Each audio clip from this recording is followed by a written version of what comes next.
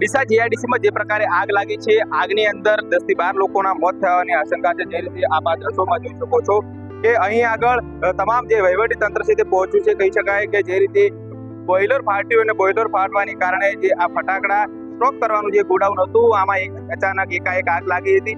આગ એટલી ભયાનક હતી કે જે ધડાકો થયો જેના કારણે જે દિવાલો હતી તે ધરાશાયી. હું કેમેરામેનને કહીશ કે તમને જે દ્રશ્યો બતાવશો.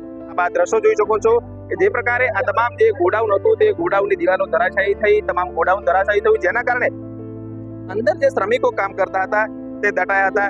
જે રીતે અત્યારે તંત્ર દ્વારા અનુમાન લગાવવામાં આવી રહ્યું છે 20 થી 25 જે શ્રમિકો હતા તે અંદર કામ કરતા હતા, જેની અંદરથી તમામ શ્રમિકોમાંથી કહી શકાય કે જે 10 થી 12 જેટલા શ્રમિકોનું મોત થયા હોવાની આશંકા છે. અત્યારે 7 થી 8 લોકોની ડેડ બોડી પણ બહાર નીકાળવામાં આવી છે. ત્યારે તંત્ર દ્વારા ખડે પગે કામગીરી કરવામાં આવી રહી છે અને હજુ મોતનો આંકડો વધી શકે તેવું લાગી રહ્યું છે.